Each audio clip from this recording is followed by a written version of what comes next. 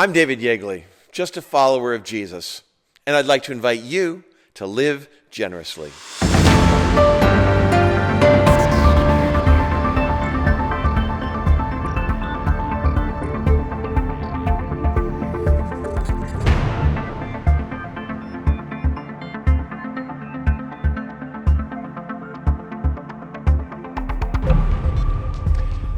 Abraham sat in the shade of his tent on a hot desert afternoon.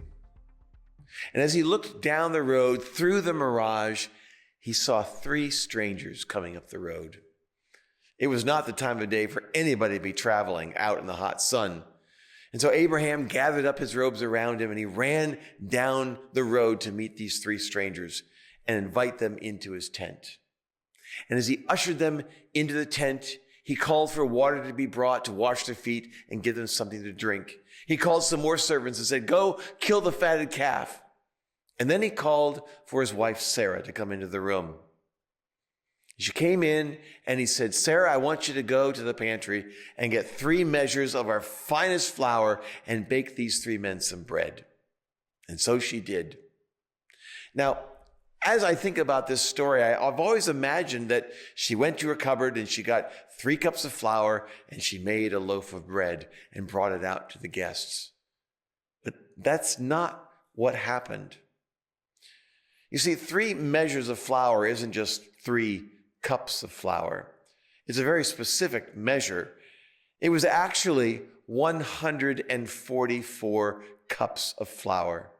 Enough to make 52 loaves of bread. That's 832 slices of bread. Enough to make 416 peanut butter and jelly sandwiches. That is if Sarah had 33 jars of jam and 64 jars of peanut butter lying around the house. She made a lot of bread. And we haven't even talked about the fatted calf, which was enough meat to feed an entire village for more than a week. This was extravagant giving. Jesus in Matthew chapter 13 was trying to tell his followers what the kingdom of heaven was like. He said, how can I describe it? The kingdom of heaven it's like a woman who went and took 3 measures of flour and mixed it with some yeast and baked bread.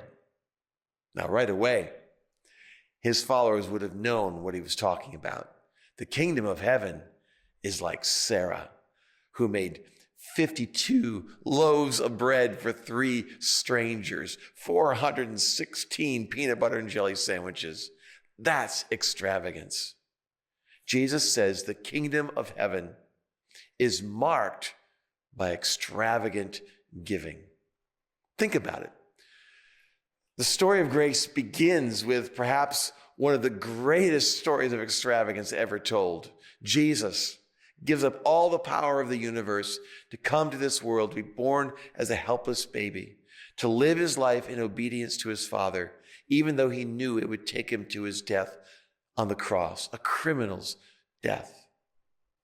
That's extravagance. And his followers follow in his footsteps. Peter, Andrew, James, John, all of them leave their nets, leave their fishing boats, leave their business behind and follow Jesus. Matthew leaves a good 6-figure income as a tax collector and follows Jesus. And Mary goes to the bank and she empties her bank account, $50,000, a year's wage, and she goes and buys a single jar of perfume. And in one night, she breaks it and pours it on the feet of Jesus. And everyone there called it a waste, but Jesus called it extravagance.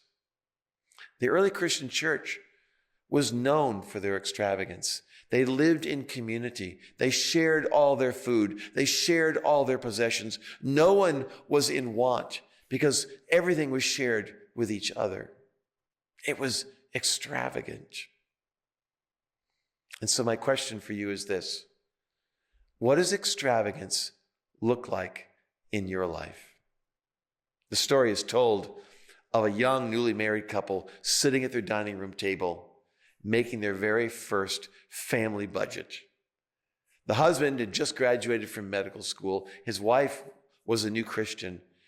And he said, "How much money do you think we should give to the church? I think probably 10%. 10%, she said. That's a lot of money. Are you sure we can afford that? Well, how much money do you think we should give? Well, what about 5%, she said. All right, he said, 5%. But let's do this. Every year that God is faithful, every year that we end up with more money than we thought we would, let's give 1% more.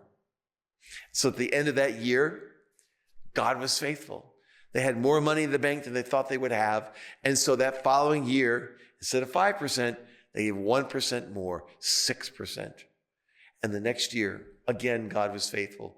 And so they gave 7%. And the year after that, again, God was faithful. And they gave 8%. And year after year, this went on. 10%, 15%, 20%.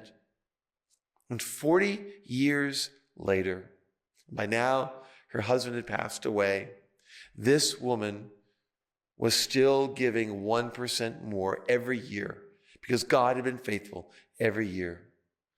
45% giving. That's extravagance. And that's what the kingdom of God is all about. So what does extravagance look like for your life? Liz Bohannon wrestled with that question.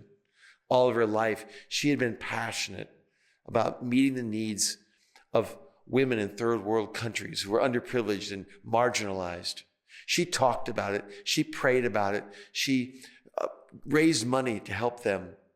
But then one day, she realized that in spite of all of her passion about the topic, she didn't know one woman in a third world country who had been marginalized. Not one. And so that day, she bought a one-way ticket to Uganda. And her parents said, "What are you doing?" She said, "I'm going to make a friend."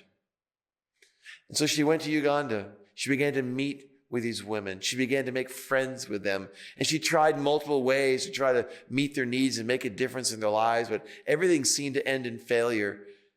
And then one day she learned how to make a simple pair of sandals using local material.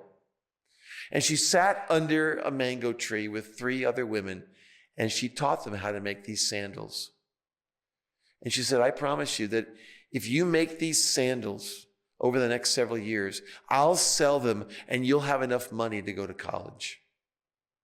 It seemed like a crazy dream, but it was a start of something amazing. Not only did those 3 women go to college, but that day, Liz Bohannon launched an international fashion company that today meets the needs of thousands of women throughout East Africa. Extravagance. What will your story of extravagance be? Here's your assignment.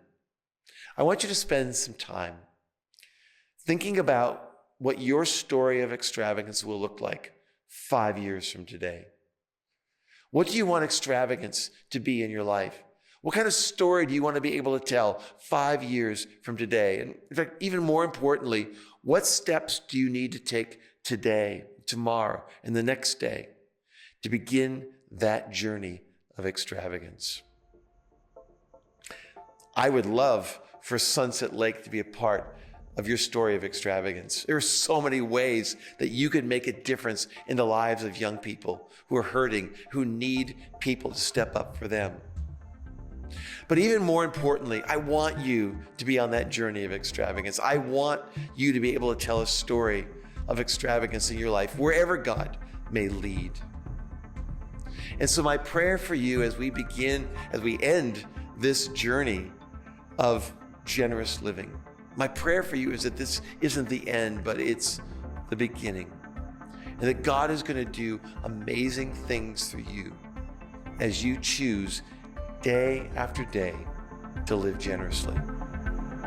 I'm David Yeagley, and this is Generous Living.